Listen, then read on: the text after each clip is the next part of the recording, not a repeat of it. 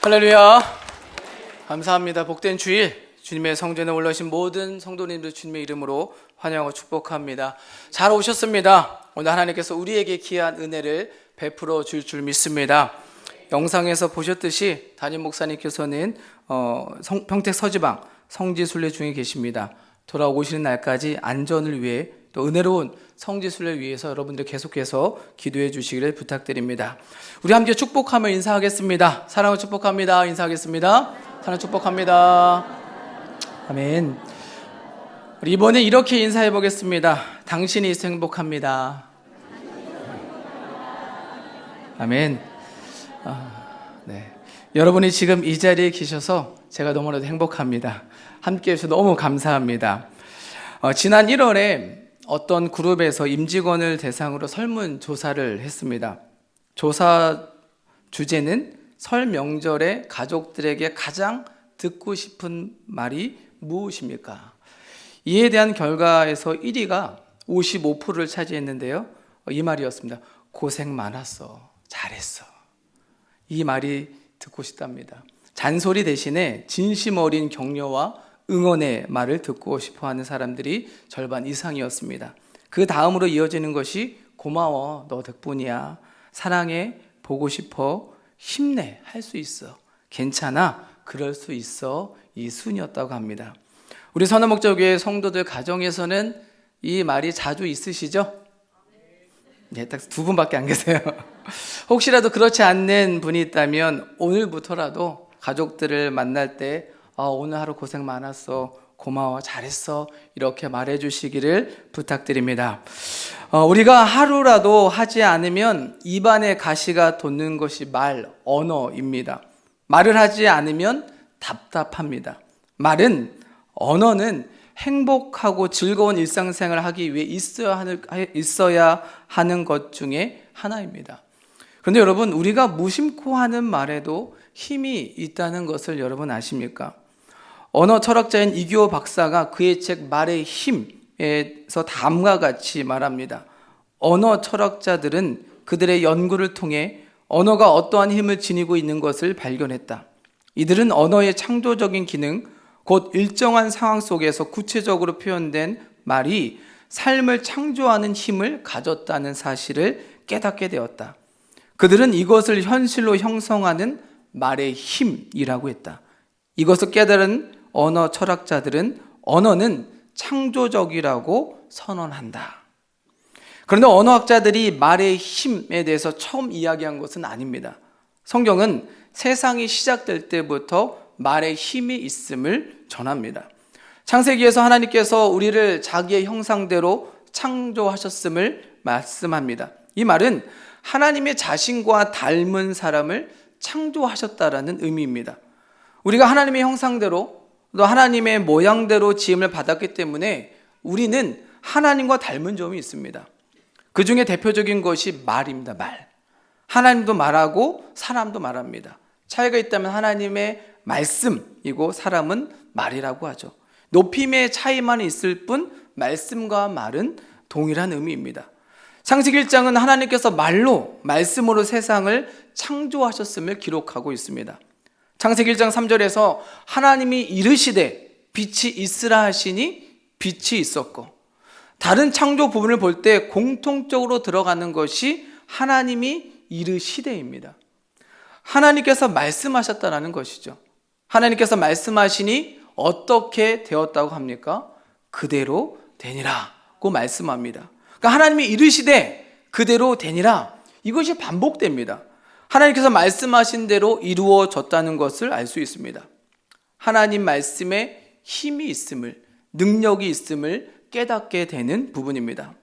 마찬가지로 저와 여러분도 하나님의 형상대로 지음받은 자입니다. 하나님을 닮은 자입니다. 그렇기에 하나님의 형상대로 지음받은 우리 역시 말의 힘, 말의 능력이 있는 줄로 믿습니다. 그래서 우리는 말할 때 신중하게 생각하고 말해야 합니다. 민수기 14장 28절에서 분명하게 우리에게 말씀합니다. 우리 14장 28절 말씀을 함께 읽겠습니다. 시작. 그들에게 이르기를 여호와의 말씀에 내 삶을 두고 맹세하노라. 너희 말이 내 귀에 들린 대로 내가 너희에게 행하리니. 아멘. 하나님께서 하시는 말씀이 무엇입니까? 너희 말이 내 귀에 들린 대로 내가 너희에게 행하리라. 그러니까 너희 입에서 나오는 모든 말들을 그대로 내가 시행해 주겠다라는 말씀입니다. 이 말씀은 어떤 사람에게는 힘이 되는 말씀이지만 또 어떤 이들에게는 불안한 말이기도 합니다. 그러나 분명하게 하나님께서 우리에게 말씀하시는 것은 우리 입에서 나오는 말에 힘과 능력이 있다는 것입니다. 너희들이 말한 대로 내가 시행하리라. 할렐루야. 여러분 이 말씀 민수기 14장 28절의 말씀을 믿음으로 받아들이고 또 그렇게 살고 계십니까? 말은 인생을 변화시키는 능력이 있습니다. 말은 사람을 치료하기도 하고 병들게도 합니다. 그래서 우리는 사람들이 하는 말 때문에 상처도 받습니다. 죽음을 넘나들기도 하고 힘과 용기도 얻는 것입니다. 말은 우리를 행복하기도 하고 불행하기도 합니다. 인생의 행복과 불행이 하는 말, 또 듣는 말에 달려 있습니다. 사람이 입에서 나오는 말로 행복할 수도 있고 불행할 수도 있습니다. 행복한 사람은 행복의 언어를 갖고 있고 불행한 사람은 불행의 언어를 갖고 있습니다. 믿음의 사람은 믿음의 언어를 갖고 있고 불신의 사람은 불신의 언어를 갖고 있습니다. 이것이 말의 능력, 말의 힘인 줄로 믿습니다. 사랑하는 성도 여러분, 여러분은 어떤 언어를 갖고 계십니까? 행복의 언어, 생명의 언어, 믿음의 언어를 갖고 계십니까? 아니면 불행의 언어, 죽음의 언어, 불신의 언어를 갖고 있습니까? 바라기는 오늘 말씀, 선포되는 말씀을 통해서 저와 여러분의 언어가 생명의 언어, 행복의 언어, 믿음의 언어, 축복의 언어로 디자인 되시기를 주님의 이름으로 간절히 축원합니다. 오늘 본문의 이야기는 모세가 가나안 땅에 들어가기 전에 지파별로 한 명씩 택하여 12명의 정탐꾼을 보낸 뒤에 보고받는 장면입니다. 선택된 12명의 정탐꾼들은 몇 가지 목적을 가지고 떠났습니다.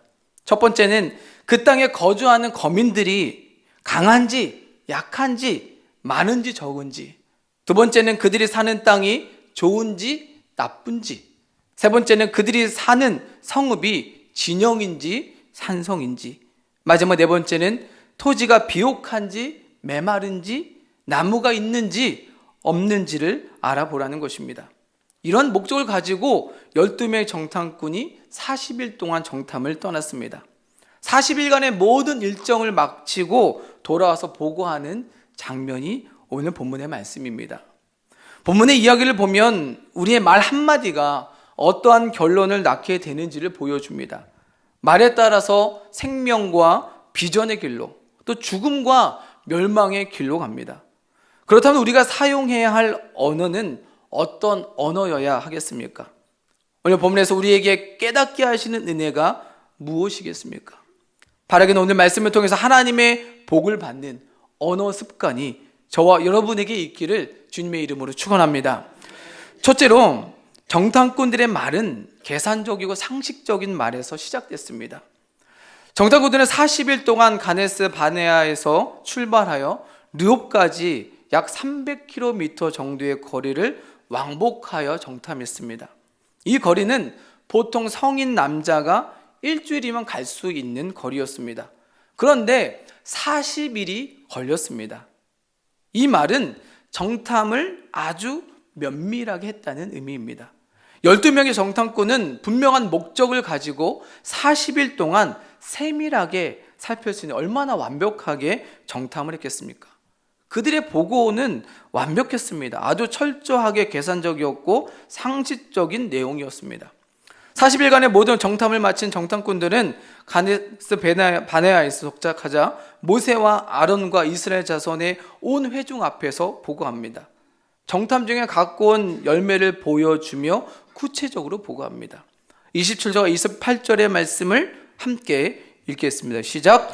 모세가 말하여 이르되 당신이 우리를 보낸 땅에 간즉 과연 그 땅에 젖과 꿀이 흐르는데 이것은 그 땅의 과일이니이다.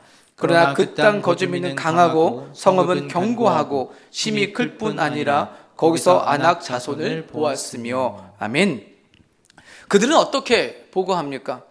우리가 가서 보고 온 땅, 그 땅 가연 젖과 꿀이 흐르는 땅입니다. 지금 우리 손에 들고 있는 이 과일이 그 땅의 과일입니다. 땅은 너무 비옥하고 너무 좋습니다. 그런데 문제가 하나 있습니다.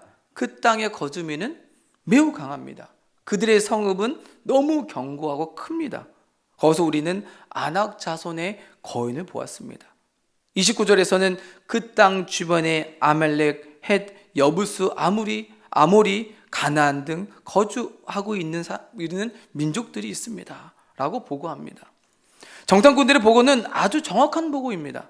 그들이 차지해야 할 땅은 너무나도 좋은 땅이었습니다. 젖과 꿀이 흐르는 땅이었습니다. 이 말은 사람이 수고하지 않아도 땅에서 과일이 맺혀질 정도의 비옥한 땅이었다는 말씀입니다. 땅은 너무나도 좋다고 보고, 땅이 너무나도 좋다는 보고입니다. 거기까지는 좋았습니다. 문제는 그 땅과 그 주변에 있는 거주민들이 너무 강하다는 것이었습니다. 아낙 자손은 신장이 장대한 자들이었습니다. 한마디로 보고를 정리하면 땅은 좋습니다. 그런데 거기 성읍과 거주민은 너무 강합니다. 우리가 어떤 일을 시작할 때 그 일의 규모를 파악하는 것은 정말 중요합니다. 세상도 동일하죠. 어떤 프로젝트를 시작할 때 세밀하게 파악을 해야 무엇을 준비해야 할지 알 수 있기 때문입니다. 믿는 우리도 마찬가지죠. 어떤 일을 시작할 때에, 또 세상 일이나 교회 일을 할 때에도 모두 세밀하게 준비해야 합니다. 그런데 세밀하게 준비하는 목적이 다릅니다. 세상에서의 준비는 할 수 있는 것과 할 수 없는 것, 즉 가능한 것과 불가능한 것을 구분합니다. 노력하면 할 수 있는 것과 노력해도 할 수 없는 것을 구분하죠.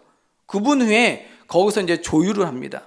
그러나 신앙인은, 믿음의 사람은 그렇게 구분하지 않습니다. 구분이 달라야 합니다. 어떻게 구분해야 될까요? 가능한 것과 불가능한 것이 아니라 우리가 할 수 있는 것과 하나님이 하셔야 하는 일을 구분해야 하는 것입니다. 여기까지는 우리가 할 수 있는 일이지만 그 다음부터는 하나님께서 개입하셔야만 하는 일로 구분을 지어야 된다는 것입니다. 이렇게 준비하면 일의 시작부터 준비하는 자세가 다릅니다. 내가 해야 할 일과 하나님께서 해야 할 일이 구분되었기 때문에 기도를 하지 않을 수 없습니다. 우리가 일을 시작할 때 왜 기도하지 않을까요? 기도가 빠지는 이유가 무엇일까요? 왜 기도를 잊어버릴까요? 하나님께서 하실 수 있는 일에 대한 구분이 없기 때문입니다. 내가 모든 것을 다 할 수 있다고 생각하는 교만 때문입니다. 여러분, 성경은 말씀합니다. 잠언 16장 9절에 사람이 마음으로 자기 길을 계획할지라도 그의 걸음을 인도하시는 이는 여호와이시니라. 할렐루야. 사람이 해야 할 일과 하나님께서 하셔야 할 일을 구분할 수 있는 지혜가 있기를 주님의 이름으로 축원합니다. 사랑하는 성도 여러분, 내가 해야 할 일 또는 나에게 맡겨진 일을 시작할 때에 정탐꾼처럼 치밀하게 정탐하십시오. 세밀하게 또 분석하십시오. 그리고 마지막에는 내가 할 수 있는 일과 하나님께서 하셔야 할 일을 구분하십시오. 이것이 신앙인의 지혜입니다. 이런 지혜가 있는 사람은 하나님께 드리는 기도 내용부터 다릅니다. 믿음의 기도를 드립니다. 아직 눈에 보이지는 않지만 하나님께서 복 주실 것을 믿고 해결해 주실 것을 믿고 기도하게 됩니다. 바라기는 하나님의 일과 우리의 일을 구분하는 지혜가 저와 여러분에게 있기를 주님의 이름으로 간절히 축원합니다. 하나님께서 하실 일을 믿음으로 맡기는 믿음의 기도를 드리시기를 주님의 이름으로 간절히 축원합니다. 둘째로 10명의 정탐꾼은 계산 끝에 부정적인 결론을 냈습니다. 민수기 13장 31절부터 33절의 말씀입니다. 우리 함께 읽겠습니다. 시작. 그와 함께 올라갔던 사람들은 이르되 우리는 능히 올라가서 그 백성을 치지 못하리라. 그들은 우리보다 강하니라 하고 이스라엘 자손 앞에서 그 정탐한 땅을 악평하여 이르되 우리가 두루 다니며 정탐한 땅은 그 거주민을 삼키는 땅이요 거기서 본 모든 백성은 신장이 장대한 자들이며 거기서 네피림 후손인 아낙 자손의 거인들을 보았나니 우리는 스스로 보기에도 메뚜기 같으니 그들이 보기에도 그와 같았을 것이니라. 아멘. 10명의 정탐꾼은 땅을 정탐하면서 충분히 분석을 했습니다. 그 땅이 좋은 땅인 것까지는 알았습니다. 그런데 문제는 자신들이 그 땅을 차지하려고 하니 그 땅은 차지할 수 없는 땅이란 결론을 내렸습니다. 부정적인 결론이었죠. 그들이 분석하고 계산하여 내린 결론을 보세요. 우리는 능히 올라가서 그 백성을 칠 수 없습니다. 그들은 우리보다 강합니다. 이렇게 그 땅을 악평합니다. 부정적인 말, 불평과 원망이 섞인 말을 하기 시작합니다. 거기에 이스라엘 백성의 마음을 흔드는 말을 합니다. 그 땅에는 힘센 장사들이 수두룩합니다. 사람들이 키가 우리보다 훨씬 큽니다. 거인 아낙 자손도 있습니다. 우리가 보기에도 우리는 메뚜기처럼 보입니다. 아마 그들의 눈에도 우리가 그렇게 보일 것입니다. 이 모든 말들이 정탐꾼 10명의 공통된 말입니다. 이 말을 들은 이스라엘 백성들은 어떤 마음이 생겼겠습니까? 두려움이 생겼겠죠. 부정적인 결론 때문에 이스라엘 백성에게 두려움이 생겼습니다. 시작도 하지 않았는데 그들 마음속에 할 수 없다는 생각, 자기들이 너무나도 약하다는 생각만 그들의 머릿속에 차지하고 있었습니다. 그들의 부정적인 보고로 인해서 두려움이 차지하여 그들의 생각을 사로잡았습니다. 그들의 머릿속에는 우리보다 강하다. 거인 장사들이 너무 많다. 아낙 자손도 있다. 우리는 메뚜기와 같다. 이것만 머릿속에 가득했던 것입니다. 여러분, 사람은 자기 생각대로, 자기 마음대로 보고, 자기 마음대로 듣고, 자기 마음대로 말하는 존재입니다.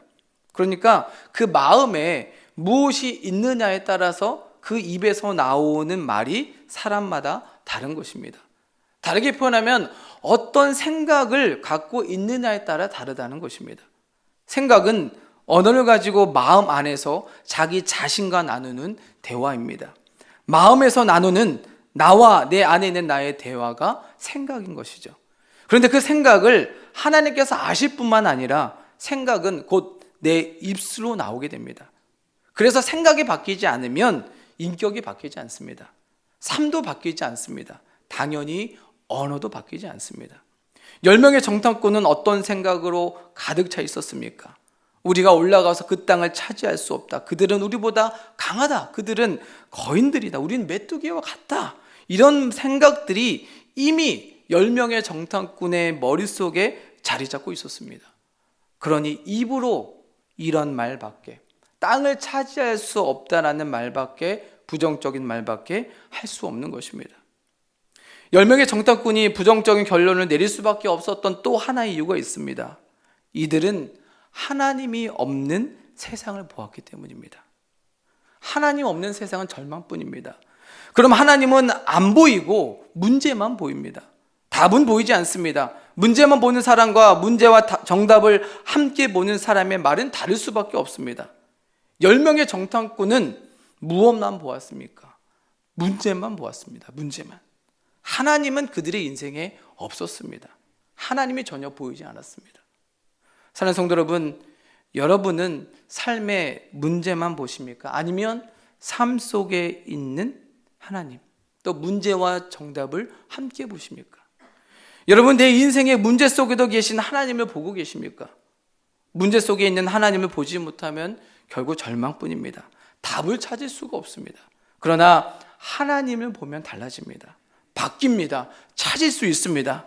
바라기는 문제 속에도 계신 하나님을 볼 수 있기를 주님의 이름으로 축원합니다. 10명의 정탐꾼처럼 문제만 보고 부정적인 생각을 말로 표현한 사람이 있습니다. 사무엘하 6장에 나오는 다윗의 아내 미갈입니다. 다윗은 여호와 개가 다윗 성으로 올라오자 다윗은 여호와 앞에서 힘을 다하여 춤을 춥니다.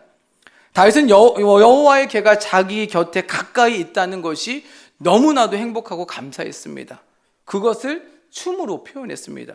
그런데 미갈은 여호와의 개가 들어오지만 방관자의 모습으로 창문 밖으로 쳐다보면서 다윗의 춤추는 모습을 보며 업신여깁니다. 20절에서는 어떻게 왕이 방탕한 자가 염치 없이 자기의 몸을 드러내는 것처럼 몸을 드러낼 수 있냐고 왕에게 짜증 섞인 말을 합니다. 왕의 행동에 부정적인 말과 행동을 한 것이죠. 같은 것을 보았지만 다윗은 감사의 춤을, 미갈은 짜증 섞인 말로 왕을 업신여깁니다. 여러분, 이 일로 어떻게 된지 아십니까? 미갈은 죽는 날까지 자식이 없게 되는 저주를 받게 됩니다. 우리는 말을 너무 쉽게 합니다. 고민하지 않고 말할 때도 참 많습니다. 특히 가장 가까운 사람인 가족들에게는 가감없이 말할 때가 있습니다. 그래서 가족끼리 상처를 많이 줍니다. 부정적인 언어로 상처를 주죠. 청소년들이 부모에게 듣기 싫은 말 베스트 10이 있다고 합니다. 저도 이것을 보면서 많이 찔렸습니다. 이 말에는 부정적인 의미가 깔려 있기도 합니다. 이런 이야기들입니다. 야, 너 공부는 좀 하고 있니? 내가 너 그럴 줄 알았어. 내가 너라면 난 안 그랬을 거야. 야, 너는 왜 친구들처럼 안 하니? 야, 그걸 왜 그렇게 해? 내가 어릴 때는 이런 것도 없었다? 너 때문에 내가 힘들어. 넌 왜 항상 그래? 너는 절대 못할 거야. 내가 내 나이 때는 안 그랬다. 여러분, 이 말에는요, 부정적인 이야기가 늘 그 속에 있습니다. 그러니 자녀들이 듣고 싶지 않겠죠. 이런 기혼 남녀가 뽑은 또 부부싸움 할 때 가장 듣기 싫은 말도 있다고 합니다. 이런 말이죠. 야, 그냥 말을 말자. 당신이 항상 뭐 그렇지. 당신이 하는 게 뭔데? 우리 당장 이혼해. 당신이랑 결혼한 게 제일 후회돼. 이런 말들이라고 합니다. 여러분, 혹시라도 자녀들에게 또는 배우자들에게 이런 말을 했다면 오늘 집에 가셔서 꼭 미안해 라고 말하시기를 바랍니다. 하실 거죠? 네, 저도 할 겁니다. 사랑하는 성도 여러분, 부정적인 말은요, 사람의 마음에 상처를 줍니다.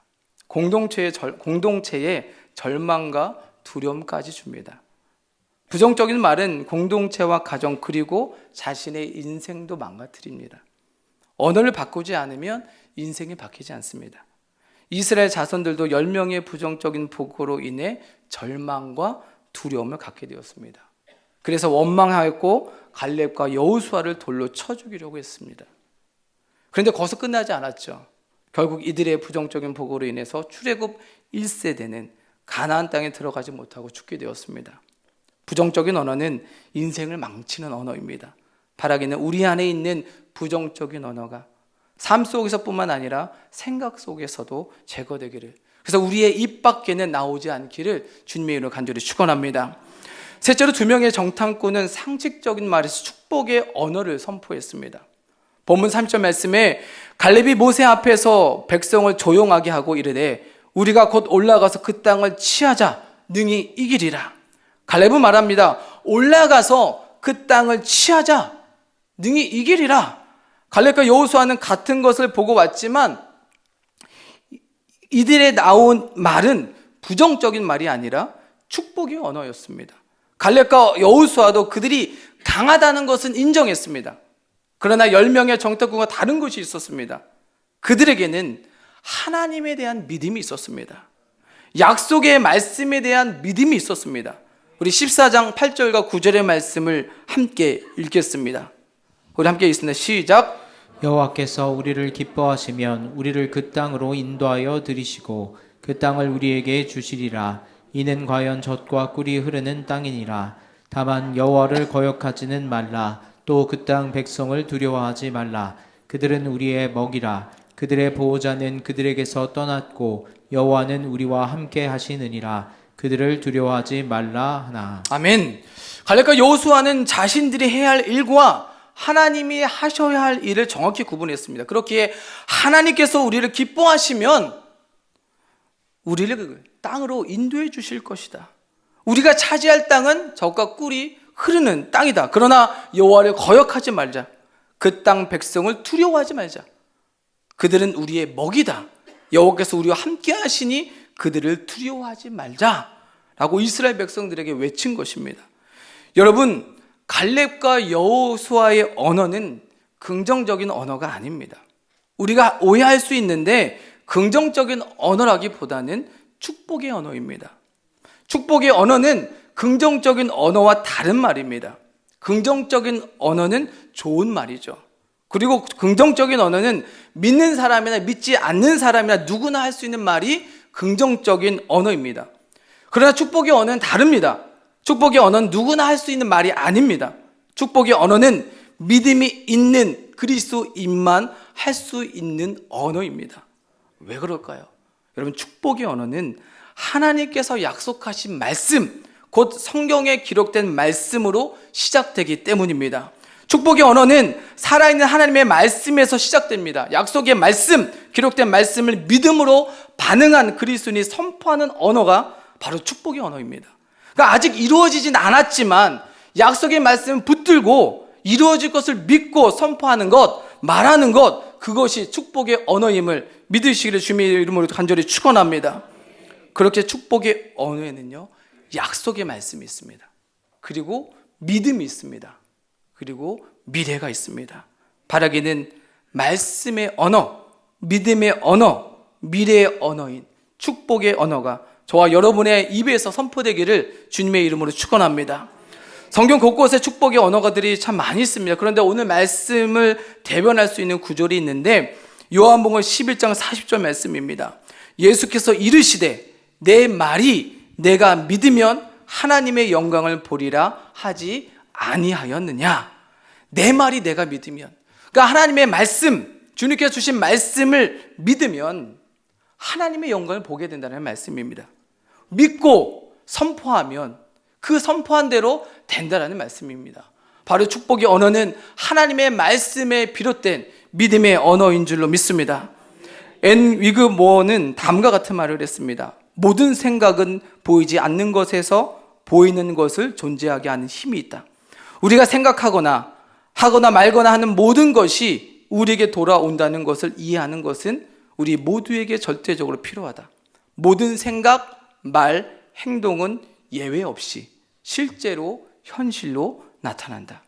그러니까 우리가 생각한 대로, 말한 대로, 행동한 대로 실제로 현실로 나타난다는 말입니다.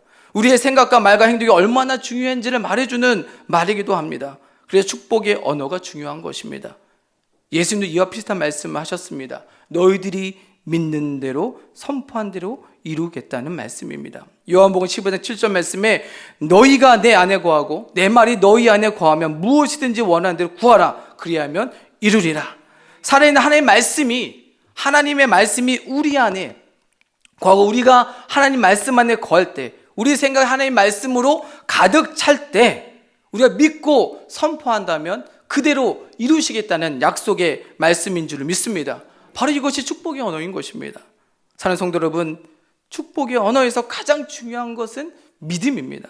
하나님의 약속의 말씀 믿는 그 믿음으로 선포할 때 축복의 언어가 말 그대로 저와 여러분의 삶 가운데 임하게 될 줄로 믿습니다. 믿음의 사람은 믿음으로 말합니다. 예수를 믿는 사람, 하나님 믿는 사람은 믿음으로 선포합니다.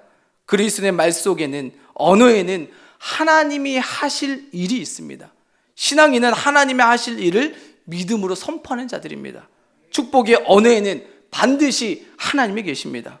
사랑하는 성도 여러분, 저와 여러분의 언어 속에서 하나님이 반드시 있기를 주님의 이름 간절히 축원합니다. 갈렙은 노년의 때에도 동일하게 축복의 언어를 사용했습니다.